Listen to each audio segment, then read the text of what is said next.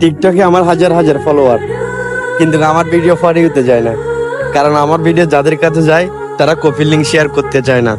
যদি তাদের একটা শেয়ারে আমি সেলিব্রিটি হয়ে যাই। আমার ভাই কোনো অহংকার নাই, আমার এই ভিডিওতে কমেন্ট করে যান, আপনাদের আইডিতে ঢুকে সাপোর্ট করে আসবো। হয়তো একটু দেরি হবে, কারণ আমি ছেলে মানুষ, কাজে ব্যস্ত থাকতেই পারে।